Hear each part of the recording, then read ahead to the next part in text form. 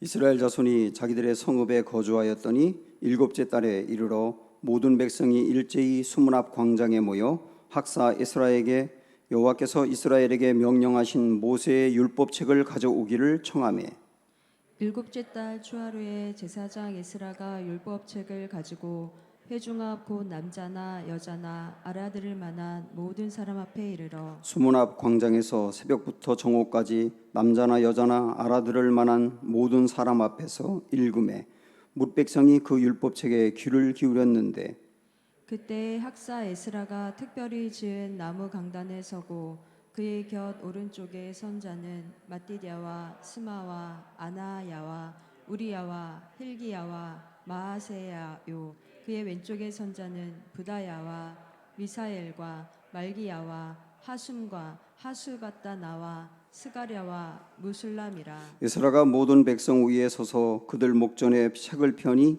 책을 펼 때에 모든 백성이 일어서니라.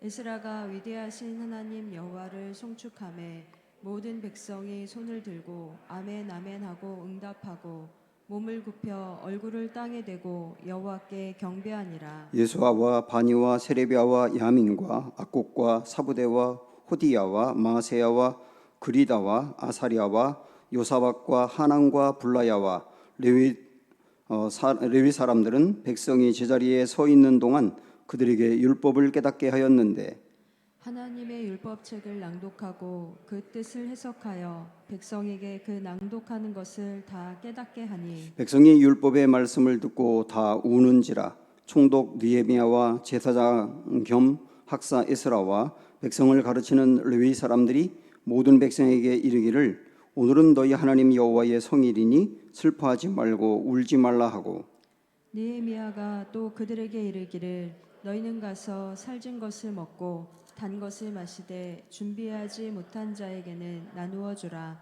이 날은 우리 주의 성일이니 근심하지 말라.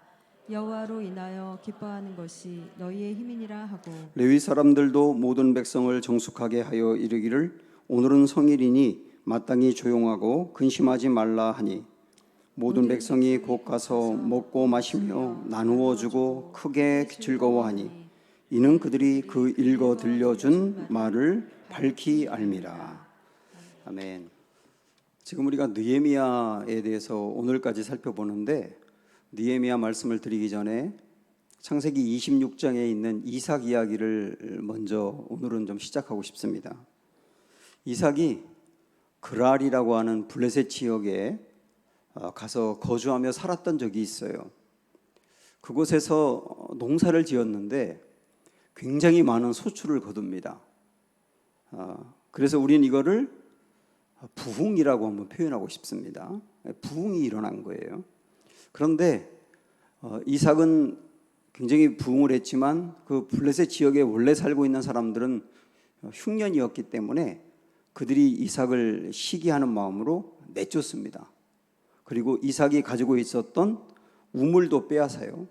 원래 이때 당시에는 우물은 재산만큼 소중했습니다. 왜냐하면 물이 너무 귀한 지역이기 때문에 물이 있어야 되는데 우물을 파서 나오면 그 재산인 겁니다. 그것을 빼앗았습니다. 그래서 풍년으로 계속 잘 나가던 이 이삭이 갑자기 어려움이 생기게 된 거예요. 우리는 이것을 침체라고 이야기하고 싶습니다. 부흥하던 이삭이 침체에 빠지게 된 겁니다. 그 모습을 보면 한국교회 생각이 나거든요. 한국교회도 한때 굉장히 부흥을 했고 교회를 세우기만 하면 거의 대부분의 교회가 많은 이들이 모여서 예배하는 그런 때가 있었는데 점점 교회가 어려워지면서 지금은 너나 할 것 없이 교회마다 다 어려움을 겪고 있고 부흥하는 것을 찾아보기가 참 쉽지가 않습니다. 코로나로 인해서 더욱더 그런 상황이고요. 그래서 부흥하던 교회가 침체로 가고 있는 겁니다. 우리 개인적으로 보더라도 우리의 신앙도 한때 부흥했던 때가 있었거든요. 아주 뜨거웠고 주님을 사랑하는 그 열망이 불타올랐던 때, 그래서 하나님 한 분만으로 충분하다고 생각하면서 정말 좋아했던 때가 있었는데 여러 가지 이유와 상황들로 인해서 그 뜨거웠던 우리의 마음이 식어버리면서 신앙적으로 침체에 온 이들도 있습니다. 이삭같이 그렇게 된 거죠. 그러면 이 위기, 이 침체를 어떻게 극복할 수 있느냐? 이삭은 어떻게 극복했느냐? 이게 중요합니다. 우선 이삭은 그랄이라고 하는 지역에서 쫓겨났다고 해서 멀리 도망을 가지 않습니다. 그랄에서 쫓겨났지만 여전히 그랄에 머물러 있어요. 그리고 거기서 회복의 길을 찾고 있습니다. 이게 우리에게 매우 중요한 힌트를 주고 있는데, 우리가 부흥했다가 침체에 빠졌다고 해서 뭔가 아주 다르고 색다른 방법으로 회복을 찾으려고 할 필요가 없다는 거예요. 회복의 길은 가까이 있다는 겁니다. 가까이 있다는 거예요. 그러면 이삭은 그랄 안에 그대로 머물러 있으면서 어떻게 회복의 길을 찾았느냐면, 그의 아버지 아브라함이 이전에 팠던 우물을 다시 팝니다. 이전에 아버지 아브라함이 팠다가 우물이 나왔던 지역이 있거든요. 그 곳이. 근데 그게 어떤 이유들로 인해서 이렇게 메워졌었는데 그거를 다시 판 거예요. 물이 있던 곳을 다시 팠다는 거예요. 그랬더니 이 말씀에 보니까 19절에 보면 이삭의 종들이 골짜기를 파서 샘 근원을 얻었다, 이런 말씀이 나옵니다. 샘 근원을 얻었다. 물이 콸콸 쏟아지는 근원을 찾았다는 거예요. 이전에 팠던 것을 팠더니 그렇더라는 겁니다. 여기 굉장히 중요한 것을 우리에게 이제 도전하고 있는 것인데, 우리의 침체를 회복으로 바꾸고 다시 부흥으로 회복하는 길은 이전에 팠던 우물을 다시 파면 된다는 거예요. 그러면 한국교회도 그렇고 성경에서도 그렇고 교회사에서도 그렇고 우리의 인생에서도 그렇고, 이전에 부흥했던 그 우물이 뭘까요? 그걸 다시 파야 된다는 건데요. 이전에 부흥했던 그 우물은 크게 두 가지입니다. 이미 여러분 느끼시겠지만, 하나는 기도요, 또 하나는 말씀이에요. 기도와 말씀, 말씀과 기도, 이 두 가지는 성경에서든 교회에서든 우리의 인생에서든 언제든 변함없이 파면 우물이 나오는 바로 그 이전에 부흥했던 증거였다고요. 그걸 다시 파야 된다는 거예요. 다시 그걸 파야 된다. 뭐 새로운 거 대단한 게 아니라 이전에 팠던 그 우물을 다시 파야 된다는 거예요. 실질적으로 성경의 유명한 부흥 사건인 그 사무엘 시대의 부흥이라든지, 그 다음에 엘리야 시대의 갈멜산의 부흥이라든지, 그 다음에 교회사에서 있었던 우리나라의 평양 대부흥이라든지, 미국의 LA에서 있었던 부흥이라든지, 그건 다 제쳐두고 우리의 인생에서의 부흥도 언제 우리가 뜨거워지고 부흥했었는지를 잘 생각을 해보세요. 기도와 말씀이 살아있을 때 했을 겁니다. 이 말씀과 기도가 살아있는 것은 그 우물을 다시 파야 될 그 부분이다 라고 하는 것을 깨닫게 하는 말씀입니다. 그래서 그 우물을 다시 팔아야 해요. 구약의 부흥 이야기 중에 빼놓을 수 없는 게 느헤미야 시대의 부흥입니다. 바로 우리가 오늘 본문에서 읽었던 8장의 이야기예요. 우리 지난 시간에 본 것처럼 느헤미야는 여러 사람들과 함께 무너졌던 성벽을 재건합니다. 수없는 방해와 반대가 있었지만 다 물리치고 52일 만에 성벽이 재건이 됐습니다. 성벽이 재건이 됐기 때문에 성벽 안에 살고 있는 사람들은 안전하게 보호를 받을 수가 있어요. 그들이 고질적으로 생각했던 문제를 해결하고 이제는 됐다, 이제는 별 문제가 없다 라고 생각하며 살 수 있는 그때입니다.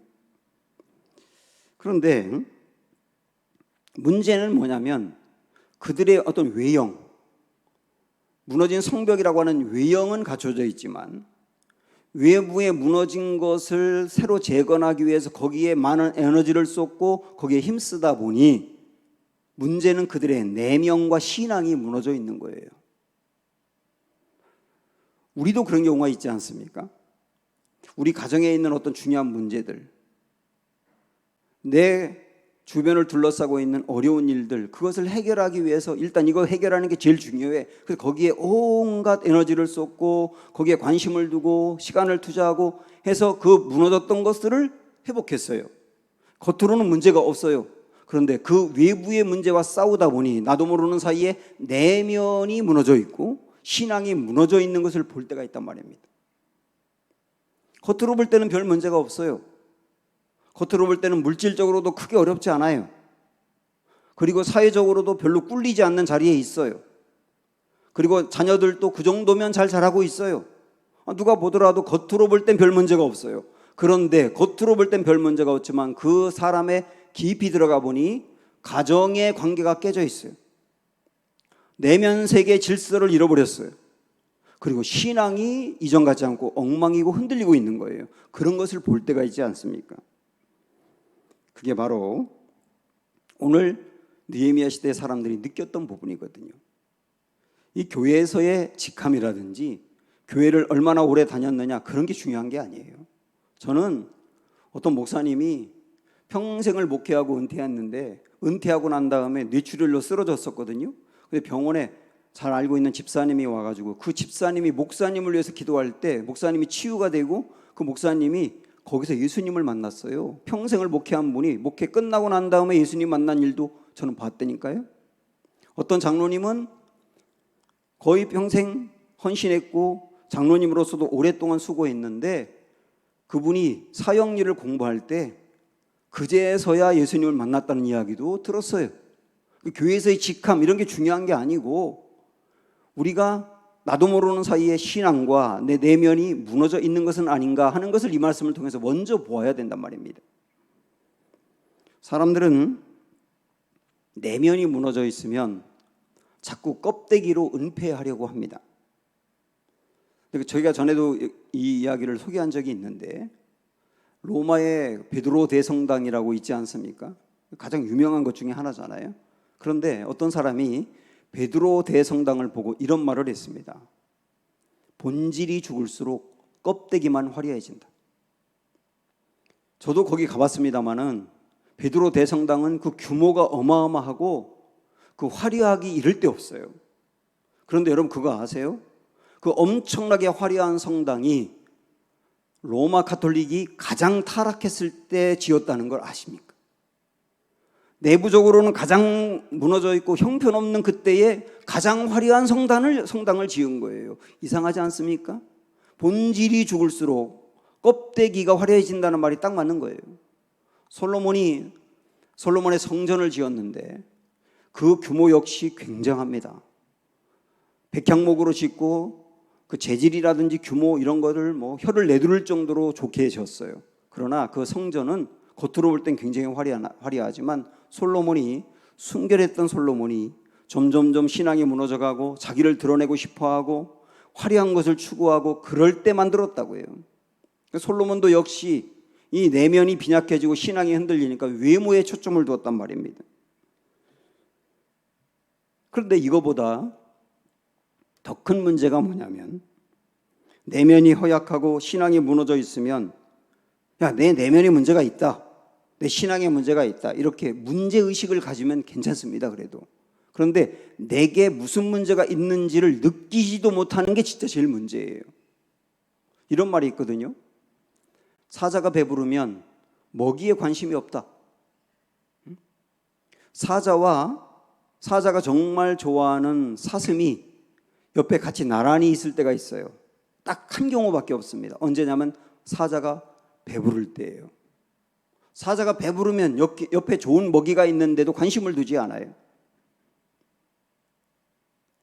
정말 맛있는 게 있는데 별로 맛이 없는 것으로 배가 채워져도 정말 맛있는 거에 대해서 관심을 두지 않게 됩니다. 이걸 뭐라고 말하느냐면 헛배부른다고 말을 해요. 헛배부른다. 정말 배불러야 할 것으로 배부르지 아니하고 다른 것으로 외형적인 것으로 헛배부르는 사람이 있다고요. 외형적으로 헛배부른 사람은 자기가 정말 무엇이 필요하고 어떤 것으로 내 내면이 갖추어져야 되는지를 모르고 있어요. 헛배부른 게 제일 문제입니다. 우리도 그렇거든요. 우리가 내면이 무너져 있다. 신앙이 예전 같지 않다. 그럴 때는 이대로는 안 돼. 내 신앙이 다시 회복되어야 돼. 라고 하는 목마름이 있어야 됩니다. 그런데 이 배고픔만 느끼면 되는데 이 배고픔과 목마름을 느끼지 못할 때가 있어요. 그게 다른 것으로 채우려고 하고 어느 정도 채워서 헛배부를 때입니다. 그런데 이 목마름이라고 하는 것은요, 예를 들어서 물 때문에 갈증을 느끼는 사람은 물이 아니면 채울 길이 없어요. 물 때문에 목마른 사람에게 빵을 줘보세요. 목마름만 더해가지 않습니까? 목마름은 물로만 채울 수 있다고요. 다른 것으로 헛배부른 사람, 이런 사람들은 정말 중요한 것으로 내 내면과 신앙을 채워야 되는데 그걸 못 볼 수 있단 말입니다. 참 다행인 것은 느헤미야 시대의 이 사람들은 자기들의 내면이 무너져 있고 신앙이 무너져 있는 것을 보면서 절박함이 생기기 시작한 거예요. 더 뜨거워져야 돼. 회복이 되어야 돼. 이대로는 안 돼. 라고 하는 절박함이 그들에게 있었던 게 정말 다행입니다. 그래서 그들은 이제 오늘 본문으로 와서 1절, 2절에 보면 이것을 찾게 돼요. 목마름을 해결하기 위해서 무엇을 찾는지 한번 보십시오. 이스라엘 자손이 자기들의 성읍에 거주하였더니 7째 달에 이르러 모든 백성이 일제히 수문학 광장에 모여 학사 에스라에게 여호와께서 이스라엘에게 명령하신 모세의 율법책을 가져오기를 청하매 7째 달 초하루에 제사장 에스라가 율법책을 가지고 회중 앞 곧 남자나 여자나 알아들을 만한 모든 사람 앞에 이르렀다. 이렇게 나오지 않습니까? 그러니까 외부의 그 무너진 성벽을 재건하기 위해서 거기에 힘쓰다 보니 내면이 허약해졌고 신앙이 무너져 있는 것을 보면서 그들이 이것을 해결해야 돼. 이 목마름을 해결해야 돼. 그리고 찾은 게 뭐라는 얘기예요? 율법책을 찾았다는 거예요. 율법책. 율법책을 다르게 말한다면 하나님의 말씀을 찾았다는 거죠. 이들은 우리의 이 비어있는 이 마음, 흔들리고 있는 우리의 신앙을 회복할 수 있는 길은 말씀에 있다는 것을 알았던 거예요. 그래서 에스라에게 우리에게 말씀 좀 가르쳐 주세요. 지금 우리에게 필요한 건 말씀이에요. 말씀을 좀 가르쳐 주세요 하고 에스라에게 청했다는 얘기예요. 지금 전 이거를 뭐라고 보고 싶으냐면 그들이 뭔가 이렇게 겉으로는 채워졌지만 속이 비어있다는 걸 알고 허기를 느낀 거거든요. 전 이것을 영적 허기라고 보고 싶습니다. 영적 허기. 뭔가 내가 비어있어. 내가 뭔가 채우고 싶어. 내가 뭔가 갈망해. 그런 영적 허기가 있는데 이 영적 허기는 말씀으로만 채워진다는 것을 그들은 알았다는 거예요. 우리에게도 영적 허기가 중요합니다. 저는 이 말씀을 듣고 있는 여러분들 마음에도 이 영적 허기가 있기를 원합니다. 이 영적 허기는 말씀에 대한 갈망이에요. 이게 들어와야 채워진다는 거죠. 말씀이 길이라고 하는 것을 알았다면 말씀을 귀히 여겨야 됩니다. 너무나 당연한 얘기지만 무너진 이야기이기도 하잖아요. 말씀을 귀히 여겨야 말씀으로 세워진다고요. 이 백성들은 에스라가 이제 그들에게 말씀을 전하는데요. 새벽에서 정오까지 전했다 그랬어요.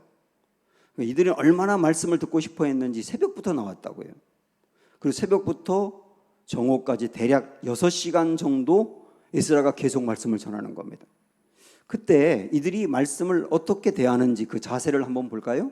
3절 보시면 수문학 광장에서 새벽부터 정오까지 남자나 여자나 알아들을 만한 모든 사람 앞에서 읽음에 뭇백성이 그 율법책에 귀를 기울였다 이렇게 나와요. 말씀에 귀를 기울였다. 말씀으로 내 영적 허기가 채워진다는 것을 알았다면 말씀으로 귀를 기울여야 됩니다. 지금 설교를 듣는 여러분도 마찬가지예요. 설교를 듣는 분들이 말씀을 접할 때 귀 기울이지 않고서는 아무리 말씀이 능력이 있어도 회복이 안 되지 않습니까? 말씀을 듣는 것도 습관인데 말씀을 들을 때 자꾸 딴 생각을 하거나 아니면 자꾸 졸려고 하거나 그렇게 습관이 돼버리면 말씀에 귀 기울이지 않아 버리는 습관이 돼버리면 여러분은 말씀을 통해 회복되기 어려울 거예요. 그러니까 이 부분부터 세워져야 된다. 근데 말씀에 귀 기울일 뿐만 아니라 그 다음에 5절을 보면 이스라엘가 모든 백성 위에 서서 그들 목전에 책을 펴니 책을 펼 때에 모든 백성이 일어서니라. 우리 말씀을 앉아서 받을 수가 없어요. 이 존귀한 말씀을 우리 일어서서 받겠습니다. 그리고 일어섰다는 거예요. 여러분 이 표현들 하나하나를 보면서 그들이 말씀을 얼마나 귀하게 여기는지를 보셔야 됩니다.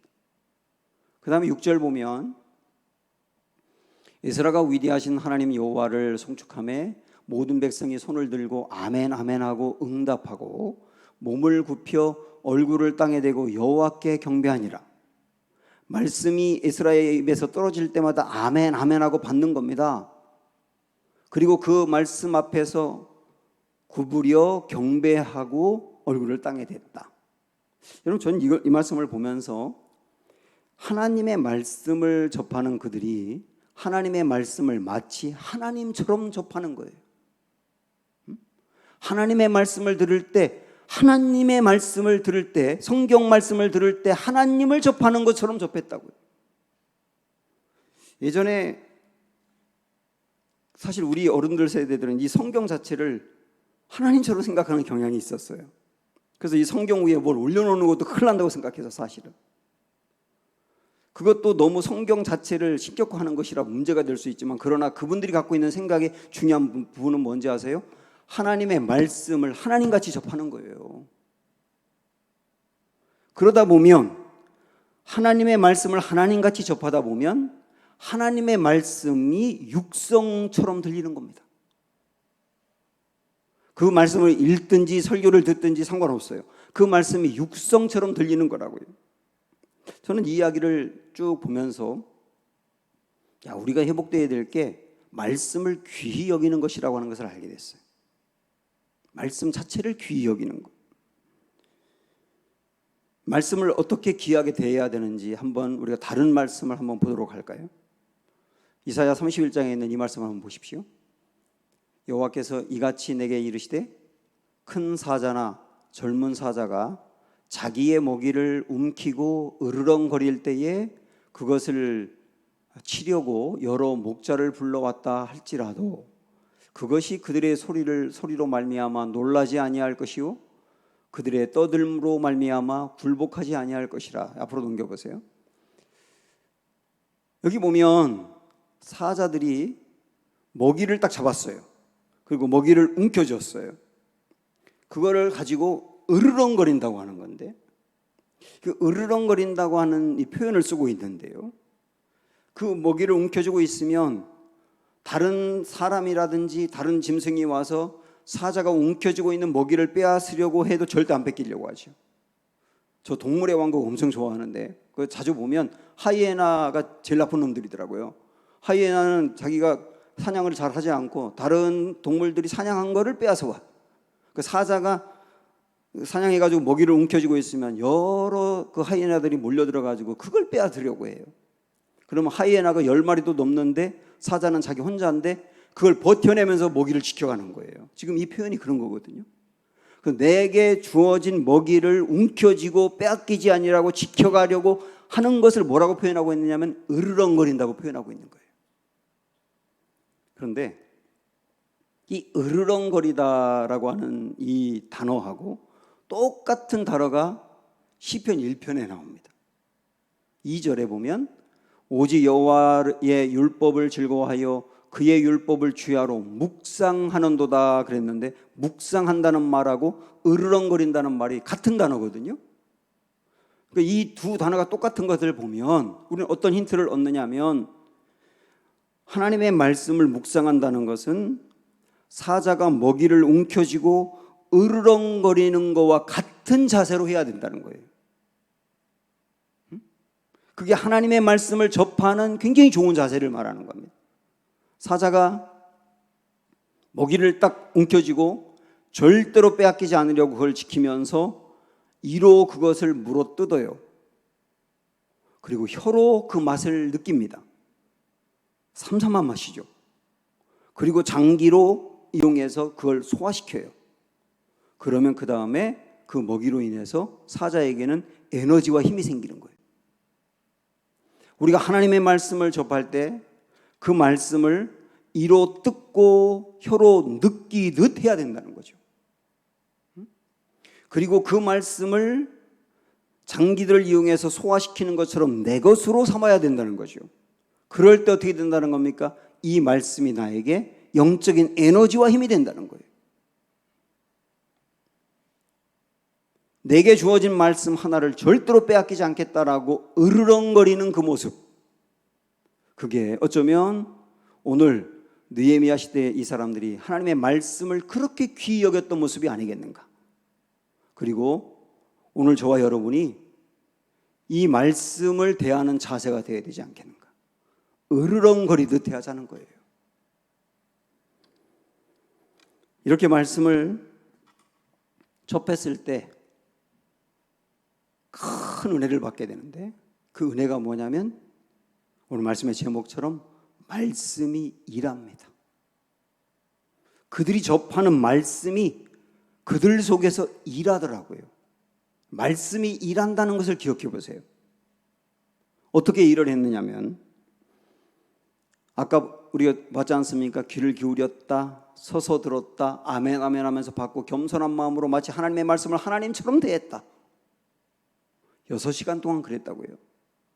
그리고 났더니 8절에 보니까 하나님의 율법책을 낭독하고 그 뜻을 해석하여 백성에게 낭독하는 것을 다 깨닫게 하니, 백성들에게 깨달음이 생기기 시작한 거예요.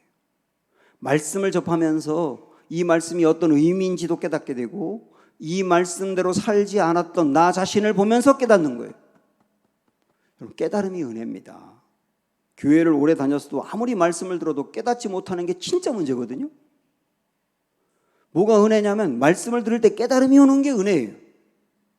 마음이 깨닫기 시작한다는 것은 지적으로 내가 바뀌기 시작한다는 건데, 그게 하나님의 말씀이 내 안에서 일하는 모습이에요. 근데 말씀만 깨달은 게 아닙니다. 이어서 9절 보시면 백성이 율법의 말씀을 듣고 다 울었다고 나옵니다.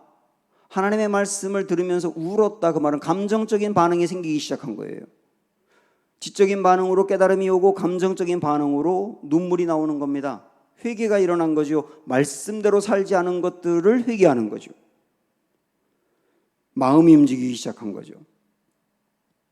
깨달음이 오더라도 감정적으로 반응을 보이지 않으면 잠깐 은혜 받고 말거든요. 근데 감정적인 반응이 오게 되면 진짜 달라지는 거예요. 이런 변화가 왔단 말이에요. 이게 말씀이 일하는 모습입니다. 여러분도 말씀을 듣다가 마음이 움직여서 마음이 뭉클해지고 눈물이 나왔다면 말씀이 일하시는 거예요, 그게. 근데 여기서 끝나는 게 아니에요. 10절에 보면 느헤미야가 또 그들에게 이르기를 너희는 가서 살진 것을 먹고 단 것을 마시되 준비하지 못한 자에게는 나누어 주라. 집으로 이제 돌려보내면서 집에 가서 이제 맛있는 걸 먹고 단 것을 먹으라고 하면서 당신들 주변에 이런 음식을 준비하지 못한 사람이 있으면 다 나눠라. 이렇게 얘기한 거예요. 그들이 어떻게 했을까요? 12절 보세요. 모든 백성이 곧 가서 먹고 마시고 나누어 주고 해요. 말씀대로 순종하더라는 거예요. 말씀대로 순종했다는 말은 삶이 변화됐다는 뜻이에요. 의지적인 변화가 일어나게 된 것이죠. 이게 다 말씀이 일하는 모습들입니다. 말씀이 일하니까 말씀을 들을 때 지적인 깨달음이 와요. 감정적으로 마음이 움직여서 울어요. 의지적으로 순종하고 삶의 변화가 일어나요. 전부 다 이게 말씀이 일하는 모습입니다. 사랑하는 여러분, 말씀에는 힘이 있다는 것을 아십시오. 말씀에는 힘이 있습니다. 말씀은 우리를 견책하기도 하고 견인하기도 합니다. 말씀이 우리를 견책한다는 말은 말씀이 우리를 꾸짖는다는 말이에요. 바로 잡아줍니다. 우리를 견인한다는 말은 말씀이 우리를 올바른 곳으로 인도한다는 뜻이에요. 그리고 말씀은 우리를 살게 하는 힘이 있고 우리를 변화시키는 힘도 있어요. 우리가 말씀 앞에 성실할 때, 말씀을 귀히 여기며 그 말씀을 접하고 받을 때, 그 말씀이 내 심령에 떨어지면 마치 씨처럼 떨어져서 이 안에서 싹이 나고 자라듯 이 안에서 말씀이 자라갑니다. 그것이 우리의 삶을 변화시켜가는 거예요. 그리고 중요하게 알아야 될 것이 있습니다. 말씀이 내 안에 떨어질 때 성령님은 그 말씀을 가지고 우리에게 떨어진 말씀을 가지고 일하신다는 것을 아셔야 됩니다. 그게 우리에게 감동을 주기도 하고 위로를 주기도 하고 용기를 주기도 하고 회개하게 하기도 하고 삶을 변화시키는 거예요. 말씀이 진짜 힘이 있어서 일하는지, 우리 요셉 이야기 한번 나눠볼까요? 시편 105편에 보면 요셉에 대한 소개가 나옵니다. 18절에 보면 그의 발은 착고에 착고를 차고 그의 몸은 쇠사슬에 매였으니 라고 하는 말씀이 있어요. 이게 요셉이 보디발의 집에 끌려가서 노예로 고통을 당하고 또 강간 미수범으로 옥살이 할 때의 모습을 이렇게 표현하고 있는 겁니다.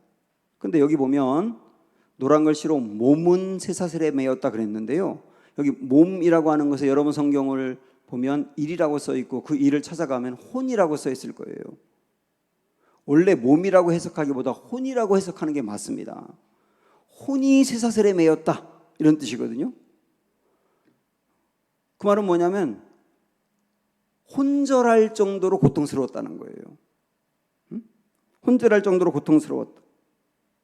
혼이 나갔다? 뭐 이렇게 표현해도 될 겁니다. 그러니까 요셉은 보디발의 집에서 고생할 때라든지 옥에 갇혀서 억울하게 옥살이를 할 때 강력한 힘과 믿음으로 넉넉히 이긴 게 아니에요. 혼이 나갈 정도로 힘들었던 거예요. 그렇지 않습니까? 어느 누가 사람인데 그 억울한 상황에서 혼이 나가지 않겠어요? 요셉도 그랬다니까요. 그런데 그 다음 말씀 보세요. 19절에 보면 곧 여호와의 말씀이 응할 때까지라. 언제까지 혼이 나가 있었느냐면 여호와의 말씀이 응할 때까지. 그래서 응한다는 말은 여호와의 뜻이 성취될 때까지. 하나님이 요셉을 애굽으로 보내서 거기서 옥살이를 하고 노예로 살게 했는데 그건 하나님의 어떤 뜻이 있었기 때문이라는 건데 그 뜻이 이루어질 때까지 혼이 나갈 정도로 힘들었다고요. 우리도 힘든 것이죠. 그런데 그 다음 나오는 말씀을 보셔야 됩니다. 그의 말씀이 그를 단련했다. 그의 말씀이 그를 단련했다. 혼이 나갈 정도로 억울하고 화가 나고 미칠 것 같고 그런 상황이었는데 그 상황에서도 요셉이 무너지지 않을 수 있었던 것은 말씀이 그를 단련했다. 여기서 단련했다는 게 뭘까요? 정말 그가 너무 힘들고 어려워 다 포기하고 싶을 때 말씀이 그를 잡아줬다는 거예요. 그게 어떤 말씀이 생각났다는 의미도 될 수 있고 그 안에 있는 말씀이 그가 이전에 들었던 말씀, 그가 묵상했던 말씀이 이 안에서 강력하게 역사하여 그의 마음을 붙잡아줬다는 뜻이거든요. 뿐만 아니라 여기 단련했다라고 하는 말씀은 그가 이 어려운 고통을 옳게 해석할 줄 알게 되었다는 거예요. 정말 억울한 이 상황인데 해석할 줄 알게 되었다는 거예요. 우리 주변에 보면 부모님이 어떤 질병에 걸려서 부모님이 낫기를 위해서 정말 열심히 기도하는데 안타깝게도 낫지 않고 그냥 돌아가신 경우가 있어요. 그때 자녀들이 기도했는데 응답이 안 되고 돌아가신 것 때문에 하나님을 버리고 떠나는 경우가 있고요. 그런데 반대로 어떤 가족들은 그것을 계기로 해서 더 주님을 잘 믿는 경우도 있더라고요. 똑같은 일을 두고 완전히 다른 거예요. 왜 그런지 아십니까? 해석이 다른 거예요. 다르게 해석을 한다고요. 우리가 고난을 만날 때에도 이 고난 속에서 우리를 말씀이 단련했다는 말은 뭐냐면 그 고난을 만난 그 사람 마음에 이 고난을 어떻게 하나님의 관점으로 해석할지를 주었다는 뜻이에요. 요셉에게도 그런 것이죠. 또한 단련했다는 말은 뭐냐면 정말 힘들고 어려운 그에게 하나님이 감정적인 위로를 주면서 일으켜 세웠다는 뜻도 됩니다. 위로받는 것도 굉장히 힘이거든요. 그를 단련했다는 뜻이기도 해요. 제가 몇 년 전에 아주 정말 힘들어서 하루하루 잠을 이루기도 어렵고 하루하루 버티는 게 힘들었던 때가 있어요. 그때 참 많이 불렀던 찬양이 광야를 지나며라는 곡이었거든요. 우리 교회에서도 많이 부르고 저 개인적으로도 사무실에서 틀어놓고 듣고 또 듣고 할 때인데 어느 날 그 광야를 지나며라고 하는 그 곡의 가사를 딱 듣는데 이 부분이 제게 마음에 와닿았어요. 제가 그대로 한번 옮겨왔거든요. 어두운 밤은 왜 그리 길었는지 나를 고독하게 나를 낮아지게 세상 어디도 기댈 곳이 없게 하셨네. 광야에 서 있네. 주님만 내 도움이 되시고 주님만 내 빛이 되시는 주님만 내 친구 되시는 광야, 주님 손 놓고는 단 하루도 살 수 없는 곳 광야. 이 대목이 제 마음에 확 들어왔어요. 저의 인생이 광야인데 이 광야를 하나님 허락하신 이유가 이 광야를 통하여 제 안에 있는 불순물들은 다 제거하고 순결한 마음으로 주님을 바라보고 저를 다시 세우려고 하는 과정이구나라고 하는 것을 마음에 확 다가오면서 일어설 용기가 생기더라고요. 이게 저는 알았습니다. 말씀이 우리를 단련한다는 것임을.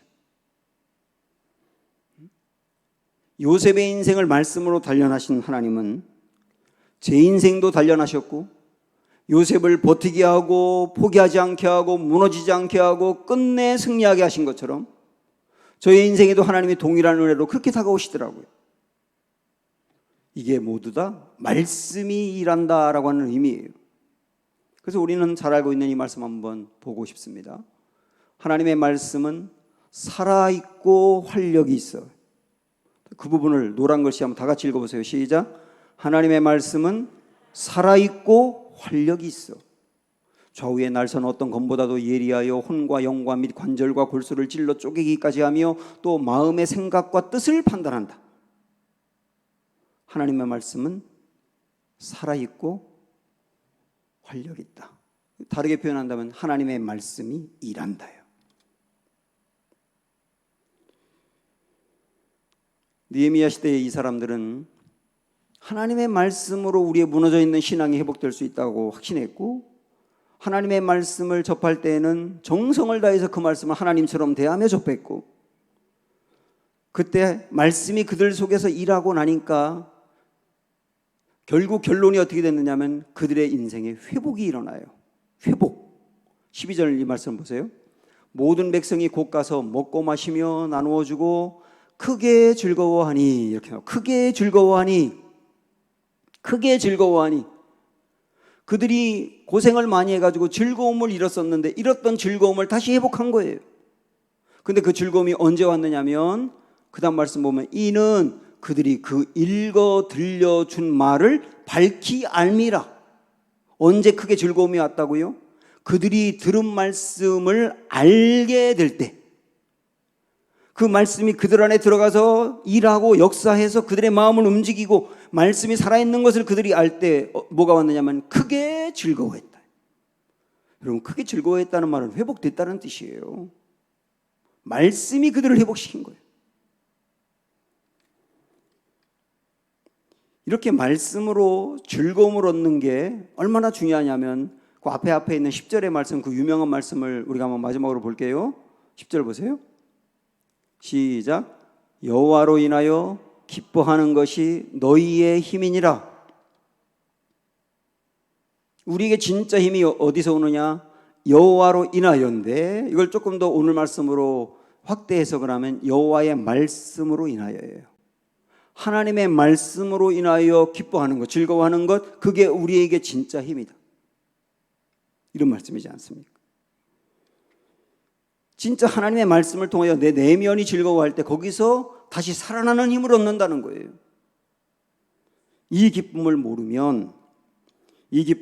되면 사람들이 유사품 기쁨에 껄떡거리게 돼 있습니다.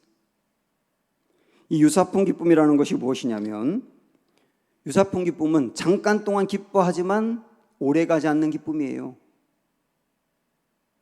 우리가 정말 마음에 원하고 바라는 것을 얻었을 때 기쁘지 않습니까? 근데 그 기쁨이 일주일을 넘기기는 어려운 거예요. 그리고 어떤 문제가 해결되어서 얻는 기쁨은 또 다른 문제가 만나면 기쁨을 잃어버립니다. 이 모든 기쁨을 뭐라고 말하냐면 유사품 기쁨이라고 할 수 있거든요. 사람들이 이 유사품 기쁨에 초점을 두고 살다가 이게 진짜 기쁨이 아니었다는 걸 알고 또 무너진단 말입니다. 우리 삶의 진짜 기쁨을 모르면 유사품 기쁨에 빠져들기 쉬워요.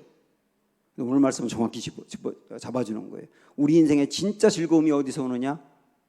하나님의 말씀으로 온다. 하나님의 말씀으로 온다. 그리고 그 말씀을 접할 때 우리에게 힘을 얻는다. 이제 여러분이 적용을 잘 하시기 바라고 무너졌던 우리가 말씀을 대하는 자세라든지 말씀을 사랑하는 마음이라든지 이런 모든 것들이 다시 한번 회복되는 은혜가 있기를 축원합니다. 내 삶에 들어온 주님의 말씀 찬양하겠습니다.